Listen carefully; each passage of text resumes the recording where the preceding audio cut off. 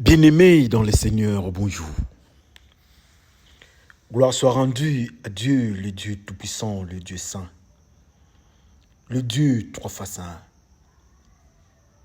C'est votre frère Bifalo Bifoulou du ministère de l'Armée Bleue.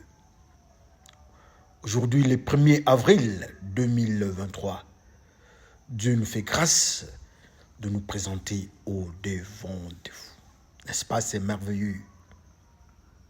Alors avant de faire un pas dans notre exhortation de ce jour, nous nous laissons d'abord entre les mains du Seigneur. Prions le Seigneur. Le Dieu Tout-Puissant, Alpha, Oméga, le début et la fin. Le Dieu Créateur, le Père de notre Seigneur Jésus-Christ. Merci pour le salut de la croix. Merci pour le salut, merci pour la grâce que nous avons au travers de ton Fils Jésus-Christ qui est mort à la croix pour nous. Aujourd'hui, tu nous fais la grâce de nous présenter au devant de toi. Nous disons merci. Enseigne-nous, Seigneur, parle-nous. Tout ce que nous allons dire soit sous ton contrôle. Merci pour tout cela. Que les cendres de l'anneau nous couvrent et que nous soyons sous la lumière du Saint-Esprit. Au nom de Jésus-Christ, Père, nous te glorifions. Nous disons tous Amen. Frères et sœurs, shalom. La joie est mienne de me présenter au devant de vous pour cette exhortation de 30 à 35 minutes. Comme je vous avais dit, que je suis votre frère Bifalo Bifoulou du ministère de l'Armée Bleue. 35 minutes d'exhortation. Nous allons parler d'un sujet, un sujet que tout le monde parle. Tout le monde connaît le sujet. Le sujet est intitulé, l'intitulé de notre sujet, je m'excuse avec les français, l'anglais et toutes les langues possibles qui nous embrouillent des fois. Je disais l'intitulé de notre message de ce jour est le roc botanique. Alors pour le roc botanique, nous avons 3 messages que nous allons lire. Alors le premier message, nous sommes dans Luc 19, du 1er jusqu'au 9e verset. Lisons par le nom de notre Seigneur Jésus-Christ. Si je peux répéter Luc 19, son premier verset jusqu'au 9e verset. Lisons par le nom de notre Seigneur Jésus-Christ. Jésus, étant entré dans Jéricho, traversait la ville. Et voici un homme riche, appelé Zachée, chef des publicains, cherchait à voir qui était Jésus. Mais il ne pouvait y parvenir à cause de la foule, car il était de petite taille. Il courut en avant et monta sur un sycomore pour le voir, parce qu'il devait passer par là. Lorsque Jésus fut arrivé à cet endroit, il leva les yeux et il lui dit, « Zachée, hâte-toi de descendre, car il faut que je demeure aujourd'hui dans ta maison. » Zachée se hâta de descendre et le reçut avec joie. Voyant cela, tous murmuraient et disaient, « Il est allé loger chez un homme pécheur. » Mais Zachée, se tenant devant le Seigneur, lui dit, « Voici, Seigneur, je donne aux pauvres la moitié de mes biens. Et si je fais tort de quelque chose à quelqu'un, je lui rends le quadruple. Le Seigneur lui dit, « Le salut est entré aujourd'hui dans cette maison parce que celui-ci est aussi un fils d'Abraham. » Et nous disons tous Amen. Le deuxième texte que nous avons, c'est dans le Luc. Nous sommes toujours dans Luc, l'évangile de Luc, dans son 6e chapitre, des 46e jusqu'au 48e verset. Lisons par le nom de notre Seigneur Jésus-Christ. pourquoi m'appelez-vous Seigneur, Seigneur?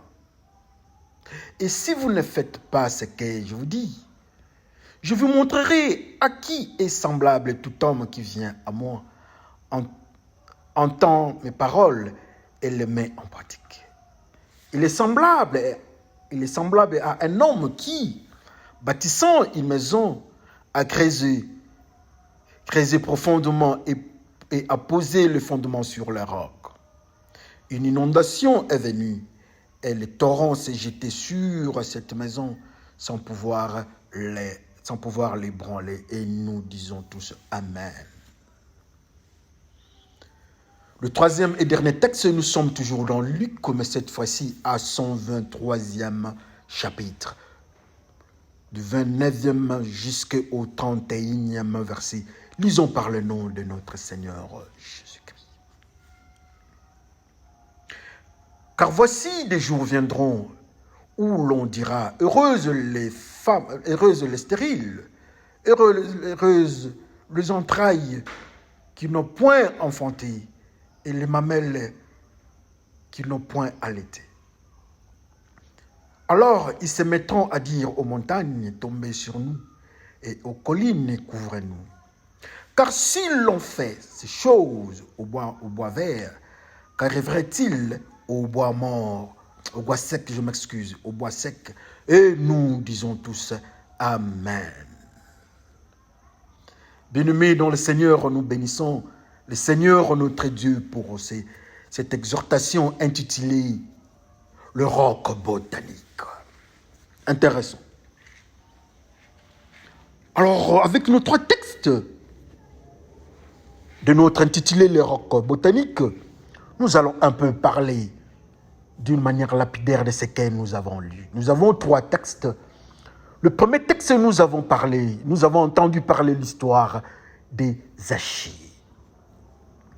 La Bible nous dit que Zachée était un riche publicain, petit détail, qui avait entendu parler de Jésus-Christ.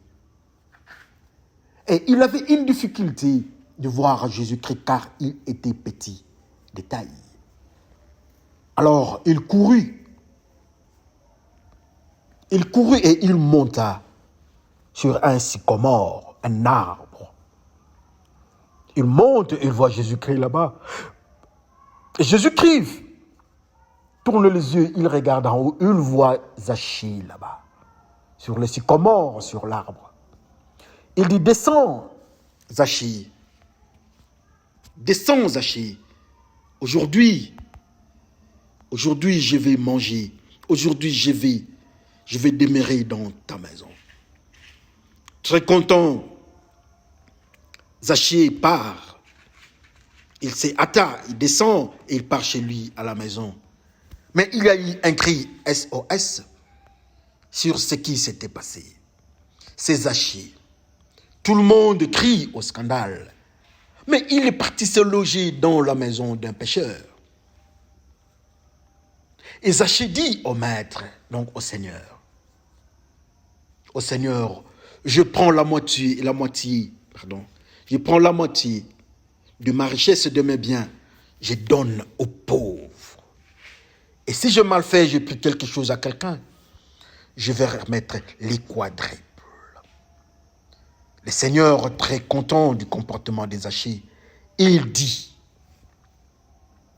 aujourd'hui, le salut est entré dans la maison des Zachée, car c'est un fils d'Abraham, un des fils d'Abraham.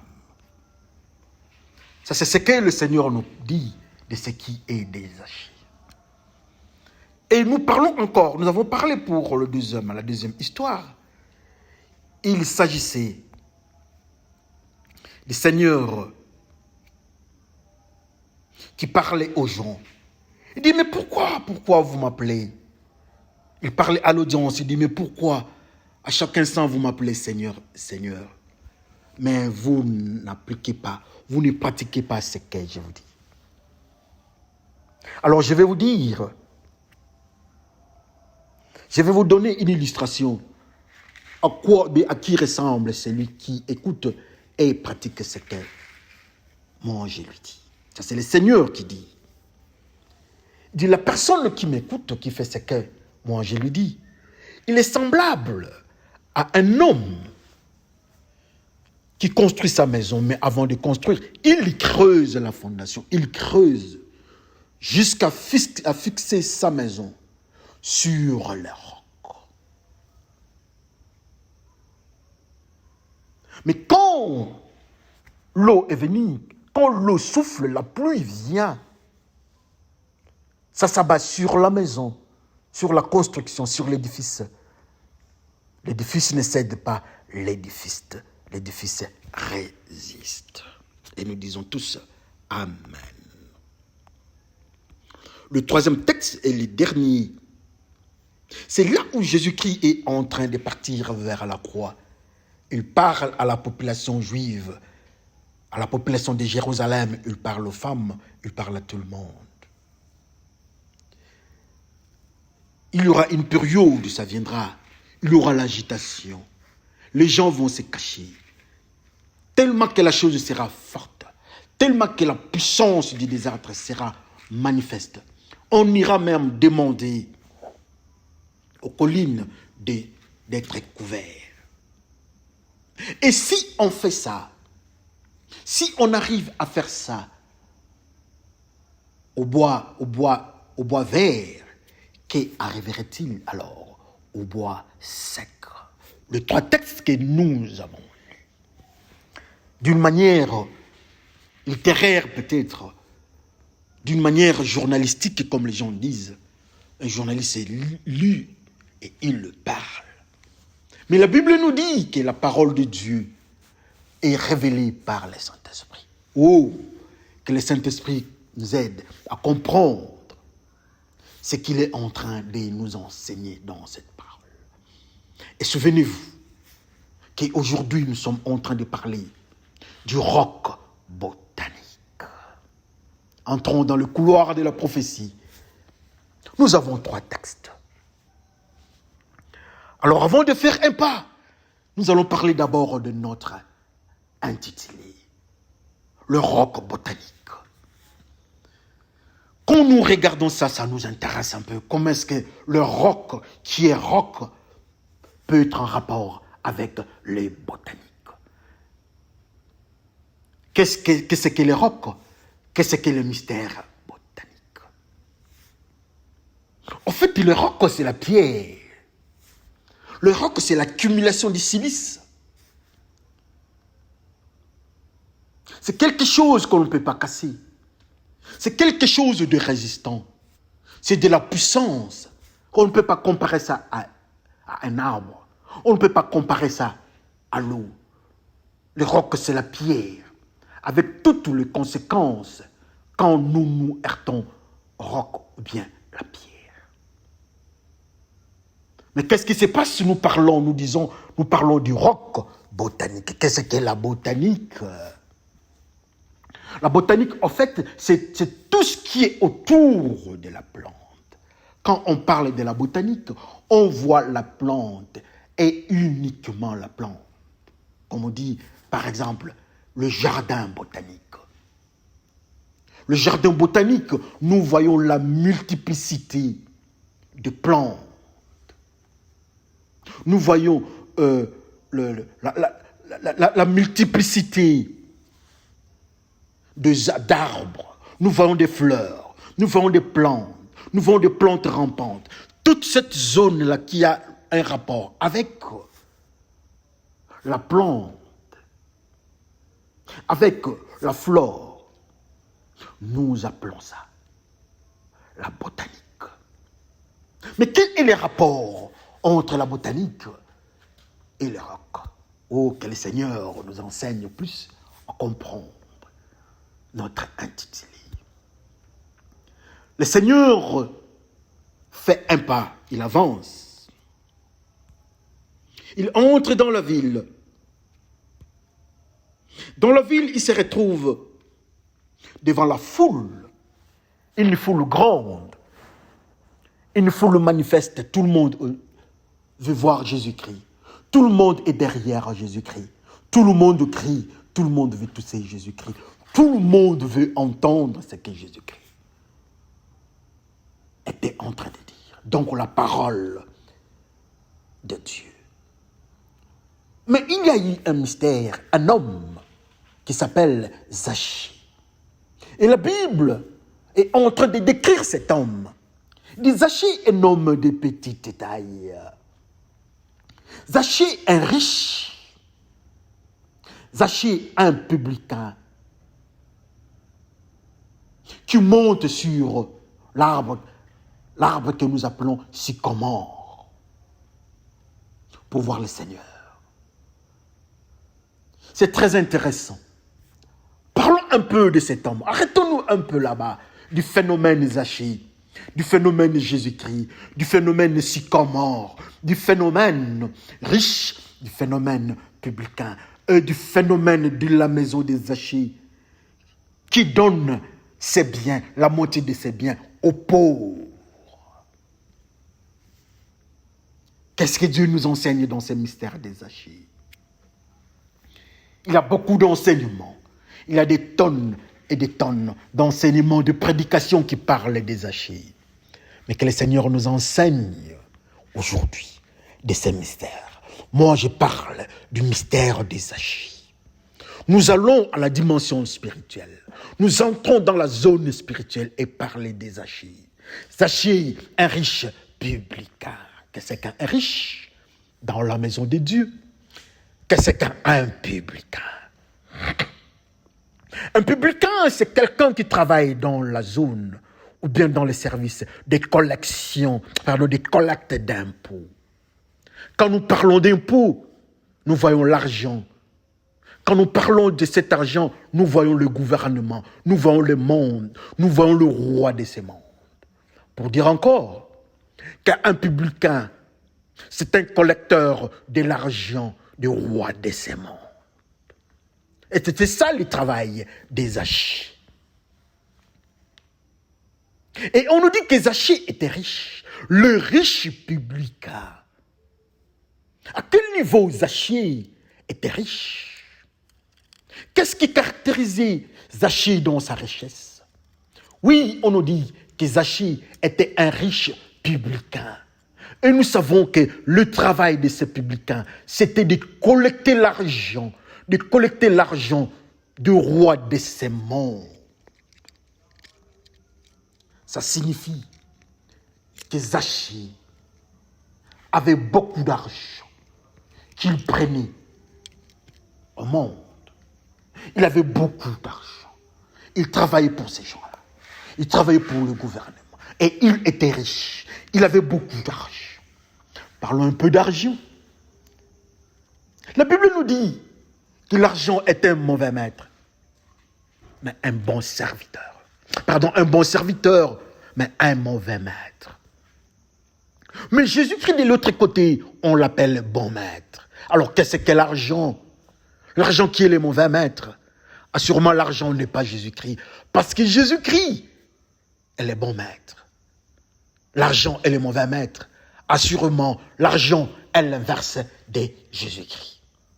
Jésus-Christ est le Fils de Dieu. Jésus-Christ est Dieu. Donc, l'inverse de Jésus-Christ, c'est le diable, c'est l'impureté. Je vais donner une mise au point pour l'argent, le phénomène argent. L'argent dont je parle, le mauvais maître, la source de tous les maux, ce n'est pas l'argent matériel que nous utilisons. Du franc congolais, du dollar, de la couronne danoise et suédoise et autres. De l'euro. Non, je ne parle pas de ça. Mais je parle de l'argent dans le monde mystérieux. L'argent, le mauvais maître, qui signifie le diable. Zachée, notre frère le publicain, était riche en argent. Comme je dis que je monte dans le monde spirituel, dans une autre dimension, dont je ne parle pas des Zachée en tant que collecteur d'impôts de ce monde, mais je parle des Zachée, collecteurs d'argent, ou collecteurs du mauvais maître, ou collecteurs du diable. Et il était riche. Pour dire encore que Zachée était riche à Satan. Il était riche. Et même le monde, quand Jésus-Christ est entré dans la maison de Zachée, le monde crie au scandale. Comment le maître, comment le Seigneur peut aller entrer dans la maison de ces pécheurs? Oui, Zachée est un pécheur.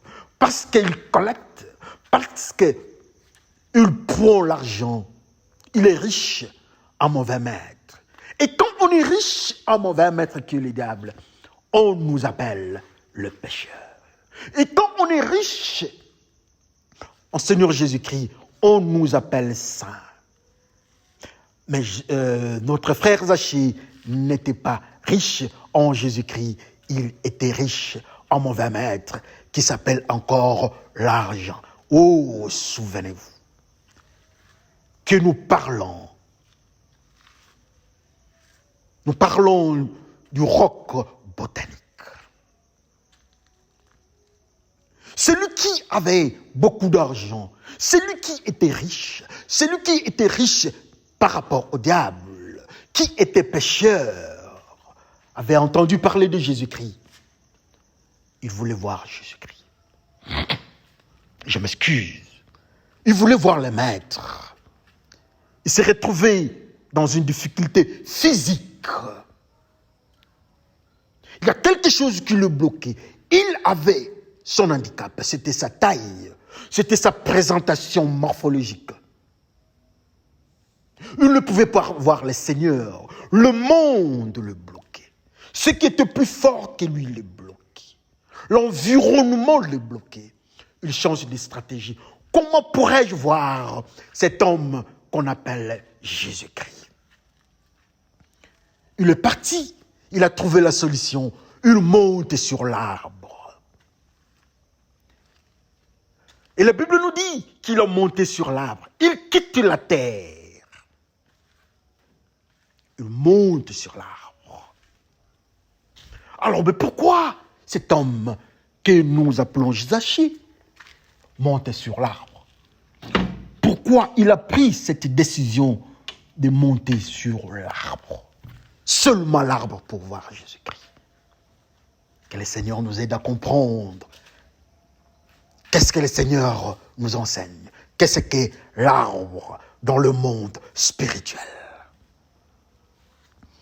Nous rentrons dans la Bible, c'est Jésus-Christ qui est en train de partir vers la croix. Il regarde la population juive, il regarde les femmes qui criaient, qui pleuraient, les disciples qui pleuraient. Il tourne, il dit, si on arrive à faire ça, au bois vert, qu'arriverait-il au bois mort? Ça, c'est le Seigneur qui dit. Mais ce qui nous intéresse, parlons un peu d'arbre. Qu'est-ce qu'est l'arbre vert dans le mystère de la parole? Et quand Jésus-Christ parle à ce peuple, il dit, s'il arrivait ce comportement qu'on est en train d'affliger à l'arbre vert, alors qu'est-ce qui va arriver au bois? Ou bien l'arbre, je m'excuse, pas l'arbre vert, parce que l'arbre est toujours vert. Amen. Au bois vert. Mais qu'arriverait-il au bois sec? Parlons un peu là-bas, arrêtons-nous là-bas. Qu'est-ce qu'est le bois mort, le bois vert? Qu'est-ce qu'est le bois sec? Un bois vert, c'est un bois qui est en vie, qui a toute la formule, qui a la sève, qui a tout. L'arbre est en vie et l'arbre vit et il est vert. Et quand le Seigneur Jésus-Christ parle de l'arbre vert, qu'est-ce qu'il insinue? Il parle de lui-même. Il dit, mais si ces gens arrivent à faire ça en moi, qui suis le Seigneur, qui suis la vie, parce que l'arbre vert a la vie.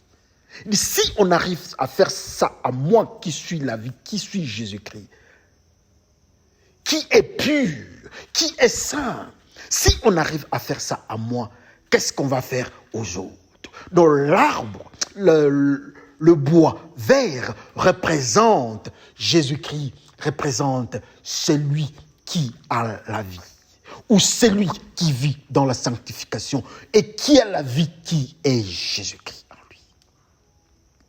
Alors le Seigneur dit encore, si on fait ça à l'arbre, au bois vert, qu'arriverait-il alors au bois sec? Qu'est-ce qu'un bois sec?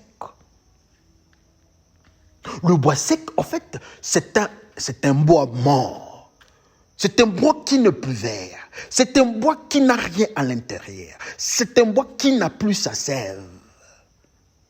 Or, nous venons de dire que le bois vert, c'est le bois qui a la vie. Et la vie est Jésus-Christ. Mais dans le bois sec, il n'y a pas la vie qui est Jésus-Christ. Donc c'est un bois mort, qui signifie encore un pécheur. Si je me fais comprendre, le bois mort, ou bien le bois sec, représente les pécheurs. Le bois vert représente ceux qui vivent dans la sanctification. Jésus-Christ lui-même. Mais alors cet homme Zachi monte sur l'arbre. Et la Bible ne nous dit pas si l'arbre était vert ou bien c'était un arbre sec. Mais comme on dit un arbre, par présomption, l'arbre est en vie. Si c'était un arbre mort, on dirait l'arbre sec, l'arbre mort. Mais comme on dit seulement l'arbre, on suppose que c'était un arbre qui était en vie.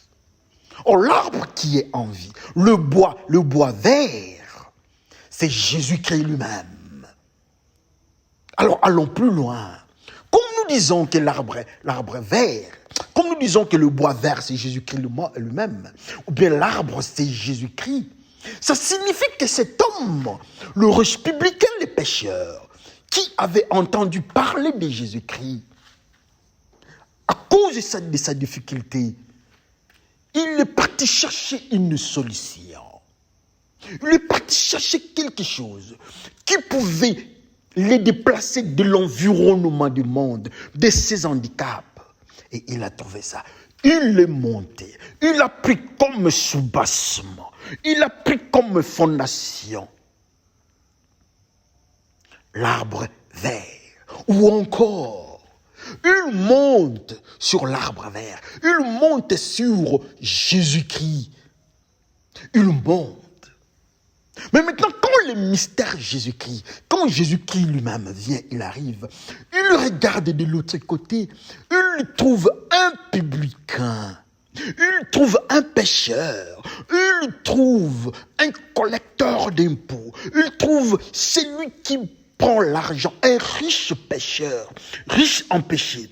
Mais il regarde ces riches en péché, Zachi, il le regarde, mais il trouve qu'il a pris une autre fondation. Quand il était en train de marcher sur la terre des humains, quand il marchait comme tout le monde, il était en difficulté.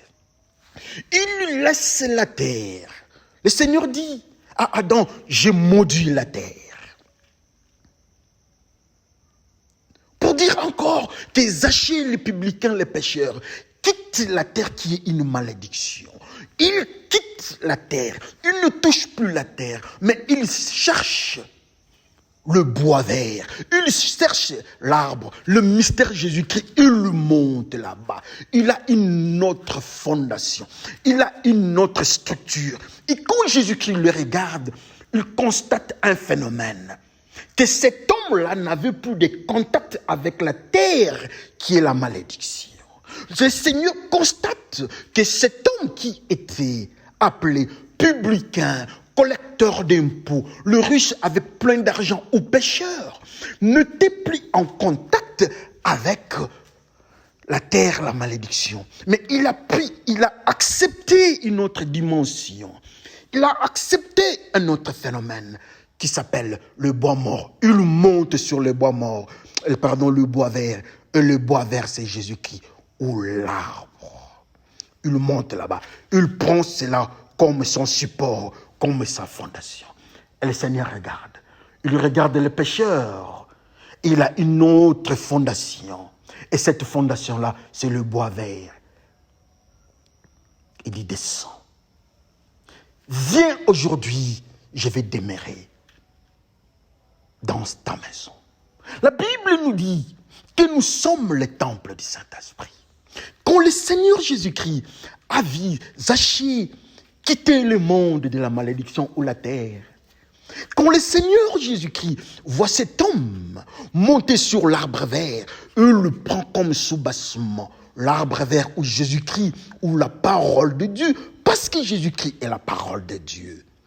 Il voit cet homme-là laisser la malédiction. Il voit cet homme-là au-delà du comportement humain, au-delà de tout ce qui était la foule de péchés. Seigneur Jésus-Christ dit, je vais entrer dans ta maison. Je vais demeurer chez toi. La Bible nous dit que nous sommes le temple du Saint-Esprit.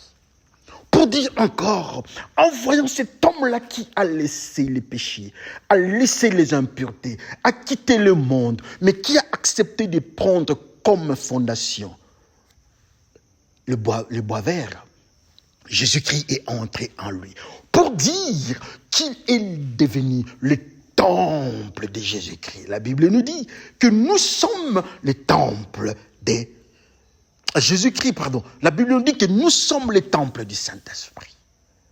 S'il faudra encore aller très loin, que cet homme qui a accepté, qui a entendu parler de Jésus-Christ, la foi vient de ce qu'on entend, et ce qu'on entend vient de l'Éternel.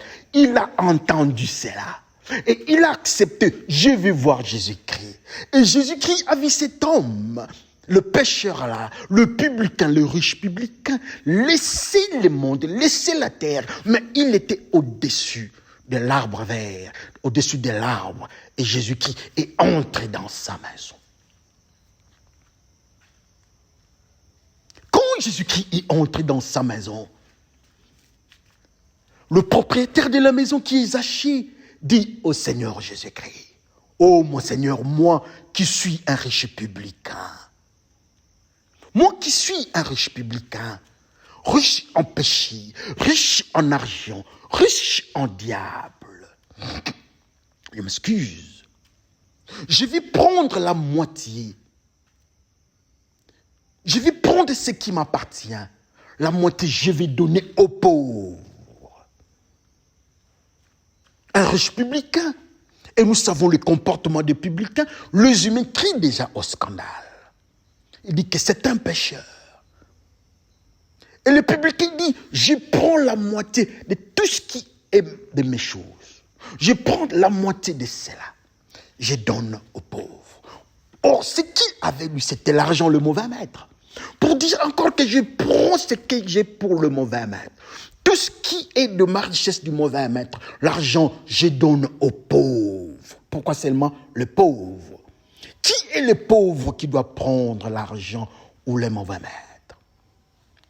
Qu'est-ce qu'un pauvre qui doit recevoir l'argent ou le mauvais maître? Dans le monde, il y a deux types de pauvres. Il y a le pauvre par rapport à Dieu et pauvre par rapport au diable. Quand on est pauvre par rapport à Dieu, ça signifie que la concentration de Dieu dans cet homme-là est moindre. Et quand la concentration de Dieu est moindre dans l'homme, on l'appelle pécheur. Exactement, c'est comme Zaché. Mais quand la concentration des diables est moindre dans la vie de l'homme, donc assurément la concentration de Dieu est plus élevée. Cet homme-là qui a moins de diables, on l'appelle enfant de Dieu. Il vit dans la sanctification. Mais quel est ce pauvre qui doit recevoir l'argent que les publicains se débarrassent? Sûrement, c'est le pauvre. Il voulait dire encore, je me débarrasse de tout ce qui est argent, je me débarrasse du mauvais maître. Et je vais laisser ça à la disposition de ceux qui doivent prendre les mauvais maîtres. Ou encore, j'enlève la prostitution qui était à moi, qui est les mauvais maîtres ou les diables. J'enlève la haine qui était à moi. J'enlève le mensonge qui était à moi. J'enlève tout ce qui était péché en moi qui me caractérisait. Et je vais mettre ça à la disposition de ceux qui en ont besoin. Qui ont besoin de ce que le publicain rejette, ou l'argent, ou les mauvais maîtres. Ce sont ceux qui vivent dans le péché.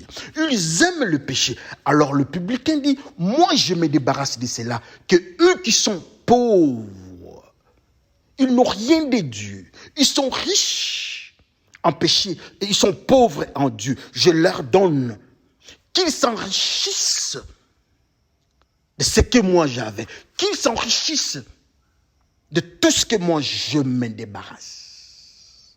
Lui qui était publicain, il enlève la prostitution, le mauvais film, le film pornographique.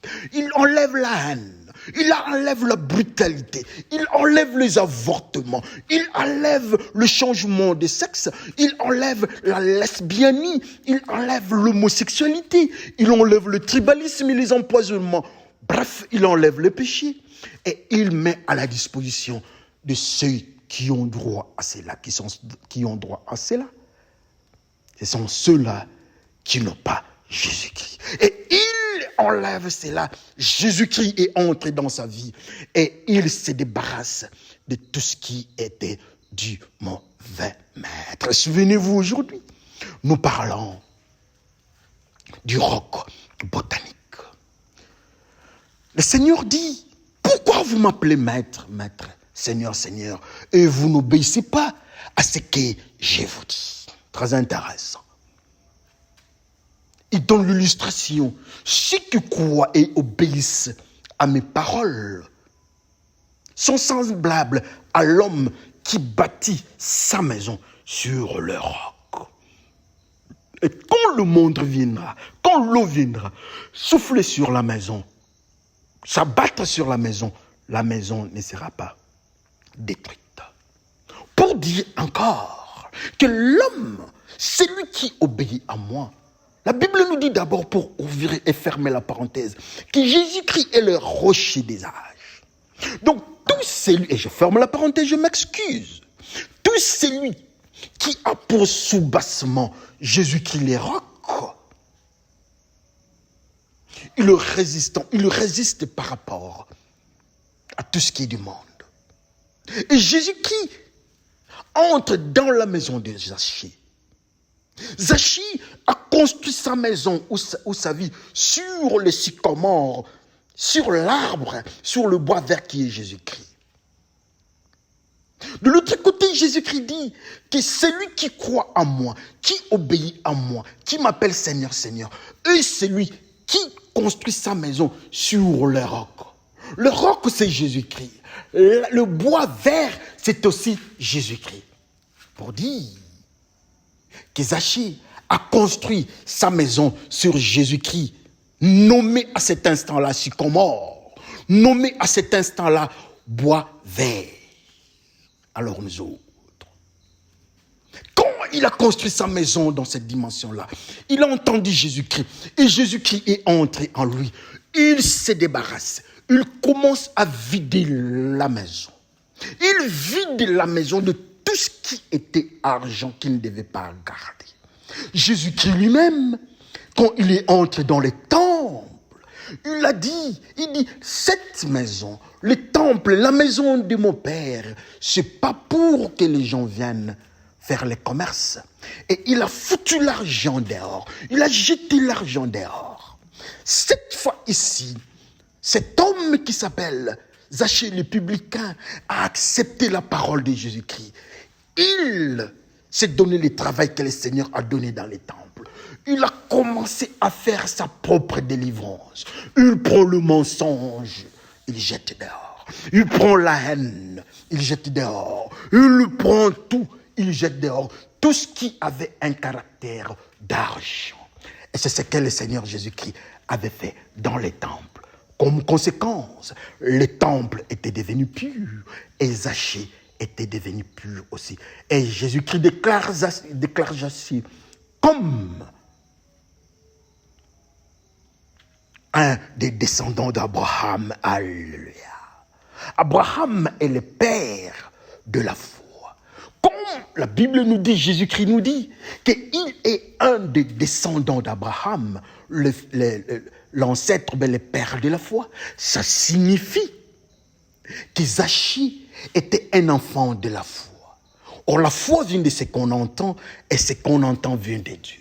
Pour dire encore que Zachée était de ceux-là qui pouvaient entendre Dieu, qui pouvaient capter ce que Dieu lui disait.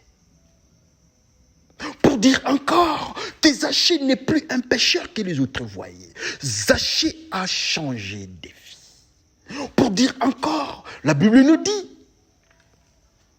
que les justes vivront par la foi. Or, Zachée, Jésus-Christ nous dit qu'il est le descendant d'Abraham, le père de la foi. Donc, Zachée est dans la foi. Donc, Zachée est déclaré juste. Il vit par la foi. Jésus-Christ déclare que Zachée est devenu juste. Comme Noé, Dieu a justifié Noé. Dieu l'a justifié. Dieu a justifié Lot. Et voilà aussi Jésus-Christ justifie notre frère qui s'appelle Zachée, en disant que non, il est le descendant d'Abraham, le père de la foi. Et voilà cet homme qui s'appelle Zachée, au devant des humains, considéré comme étant un pécheur, qui travaillait pour le roi de ce monde. Mais quand il a entendu parler de Jésus-Christ, il a laissé le monde, il quitte la malédiction du monde, il quitte la gloire du monde, il saute, il part vers la crainte de Dieu, il part sur Jésus-Christ, il prend Jésus-Christ pour son support, il prend Jésus-Christ pour sa fondation, il construit sa vie sur Jésus-Christ. Je vais vous raconter une petite histoire. Jacob, la Bible nous dit que Jacob, prenant sa tête, il met ça sur la pierre. Et quand il a mis ça, il commençait les ciels s'ouvrent, il voit les anges descendre et monter. La tête sur le roc. Et il a vu le mouvement angélique. S'il faut encore dire que nous sommes la tête, nous les enfants de Dieu, nous sommes la tête. Quand nous prenons, nous qui sommes les enfants de Dieu, et que nous prenons Jésus-Christ pour étant notre support, nous voyons la connexion. Nous avons la connexion avec Dieu. Et Zachée aussi prend Jésus-Christ comme étant son support. Et Jésus-Christ ne prend pas le nom ici avec Zachée, le nom des rocs, mais il prend le nom de l'arbre. Il prend le nom de sycomore. Il prend le nom de bois vert. Comme conséquence, il a la connexion avec Dieu. Comme conséquence, sa vie change. Comme conséquence, son temple, lui-même qui est le temple de Dieu, est nettoyé. L'argent, le mauvais maître sort. Et Jésus-Christ habite dans Zachée. Oh, souvenez-vous qu'aujourd'hui nous parlons du roc botanique. Zachée se met sur Jésus-Christ.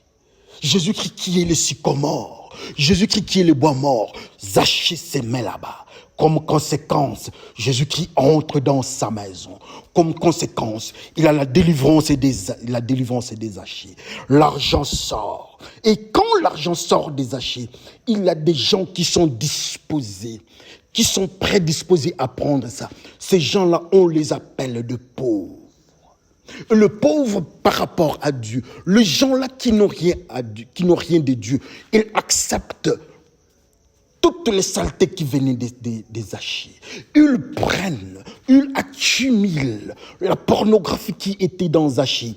Eux, ils acceptent ça. Le mensonge qui était dans Zachée, eux, ils récupèrent ça. La haine qui était dans Zachée, eux, ils prennent ça. Le mensonge, le tribalisme, le détournement des fonds, le tuerie des hommes, le viol des femmes à l'est du Congo. Tout cela qui était dans Zachée, Zachée se débarrasse, mais il donne et les autres prennent ça. Alors ma question est celle-ci. Si nous sommes, je m'excuse, nous sommes en face du frère Zachée qui se délivre, qu'est-ce que nous allons prendre? Nous avons pris quelque chose. Qu'est-ce que nous avons pris? C'est que Zachée est en train de se débarrasser. Qu'est-ce que nous prenons? Qu'est-ce que nous avons choisi de ce qui sort de la maison des Zachée? Or, de la maison des Zachée, ce qui sort, c'est seulement l'argent, le mauvais maître. Alors nous autres, qu'est-ce que nous avons hérité de la libération du frère Zachée? Que chacun regarde sa vie. Que chacun regarde sa vie de la manière dont nous amenons nos vies. Zachée se décide de se débarrasser de tout ce qui était impureté dans sa vie. Jésus-Christ vient dans la maison des Zachée. Il entre. Zachée a entendu parler de Jésus-Christ. Il accepte Jésus-Christ. Il monte. Il a profondément le roc. Il a profondément le bois vert. Il a profondément la parole de Dieu. Il a profondément la crainte de Dieu. Il a profondément le fruit du Saint-Esprit. Et comme conséquence, on lui donne, on met un cachet sur lui. Il est un des descendants d'Abraham.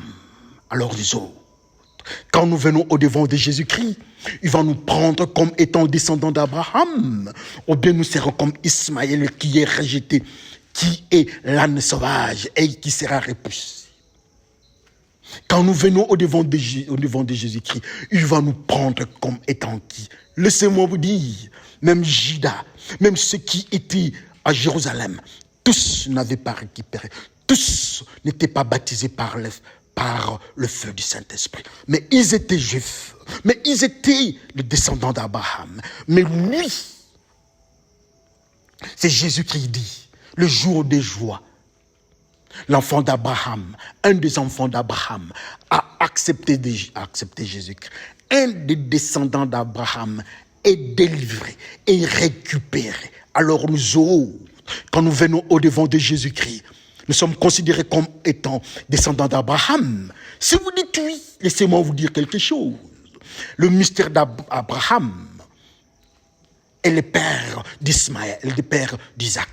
Mais le mystère, Abraham est le père d'Ismaël. Maintenant, ma question est celle-ci. Avec la même personne que Dieu avait appelée, il a pile et il a face. Quand vous regardez la face, c'est Abraham. Mais quand vous regardez le côté pile, c'est Abraham. Alors vous autres, ou bien nous autres, nous sommes de quel côté? Celui qui était le publicain est du côté face, qui est Abraham, qui est de la descendance d'Isaac. Mais de l'autre côté, il y a Ismaël, qui est l'âne sauvage, que le Seigneur rejette. Et le Seigneur dit, va à la montagne, Abraham. Va à la montagne et sacrifie-moi ton fils unique. Ma question est celle-ci. Alors Ismaël. Oui, Ismaël ne pouvait pas être accepté parce qu'il était impur dans ce code. Il était l'âne sauvage. L'âne, c'est un animal impur. Alors nous autres, si nous disons que nous sommes d'Abraham, donc nous ne sommes pas les frères Zachée, ou bien nous sommes les frères Zachée étant riches publicains. Si nous disons que nous sommes d'Isaac, oui, nous sommes Zachée qui est délivré, qui n'a plus d'argent. C'est à nous de choisir le même frère Jacob, le même frère Zachée. Hier, il était Zachée, le publicain, le riche publicain. Mais quand il a accepté Jésus-Christ, Jésus-Christ est entré dans sa maison, il n'est plus le même Zachée, il est le Zachée qui n'est plus le riche publicain, il est riche en Jésus-Christ. Alors nous autres, que chacun regarde sa vie. Oh, souvenez-vous. Vous comprendrez pourquoi nous avons parlé du roc botanique. ou bien du roc de bois vert. Le roc, c'est Jésus-Christ. Le bois vert, c'est Jésus-Christ. Et l'autre, notre frère, c'est Mystère Jésus-Christ. Alors nous autres, nous avons Jésus-Christ comme fondement. Que chacun regarde sa vie. Vous allez m'excuser. Sûrement, je vous ai parlé des 35 minutes, mais je suis parti très loin pour signifier ce qui s'était passé réellement dans la dimension spirituelle. Pour faire comprendre aux humains. Vous allez m'excuser parce que des fois, nous disons 30 minutes, 35 minutes, mais nous allons un peu plus loin. Pour deux raisons, de présenter les phénomènes comme ça devait se passer. Que chacun regarde sa vie. Quel est notre fondement? Si Jésus-Christ venait, est-ce qu'il va entrer dans nous? Zaché quitte le monde qui est la malédiction, quitte la terre. Il monte sur l'arbre vert. Il monte sur l'arbre ou bien le bois vert qui est Jésus-Christ. Alors nous autres, il frappe à la porte. Il nous appelle. Même si les humains crient au scandale. Ils disent que nous sommes pécheurs. Nous sommes homosexuels. Nous sommes lesbiennes, nous sommes tout ce que nous sommes. Mais Jésus-Christ a accepté ce qu'était devenu le frère Zaché. Et Zaché a laissé la lesbienne. Zaché a laissé l'homosexualité. Zaché a laissé l'escroquerie. Zaché a laissé la haine. Il a laissé tout ce qui était impureté du monde. Il est monté. Il a pris comme soubassement Jésus-Christ. Et comme conséquence, Jésus-Christ s'est retrouvé dans sa maison. Que le Seigneur bénisse son peuple. Mettons-nous en prière. Le Dieu merveilleux, le Dieu de toute puissance, lent à la colère et prompt à écouter. Mais voici au-devant de toi pour te dire merci. Moi qui suis frère Zaché, le publicain, le riche publicain. Mais par la foi, quand j'entends ta parole, quand j'entends le son du Saint-Esprit, je laisse le monde, je laisse le péché, je laisse tout ce qui peut compromettre ma relation avec le Seigneur. Et je monte sur Jésus-Christ qui est le sycomore. Et je monte sur Jésus-Christ qui est l'arbre vert. Comme conséquence, le Seigneur active ma délivrance. Et tout ce qui était argent doit quitter. Seigneur, vide-moi de tout ce qui est argent. Vide-moi du mauvais maître. Vide-moi de la culture de tout ce qui compromet ta présence en moi. Et Seigneur, je sais qu'après, tu vas me déclarer un des descendants d'Abraham. Merci Seigneur pour tout ce que tu as fait. Au nom de Jésus-Christ, Père, nous te glorifions. Et nous disons tous Amen. Que le Seigneur bénisse son peuple. On va se voir la prochaine fois. C'est votre frère Bifou du ministère de l'Armée Bleue. Et merci et à la prochaine. Bye.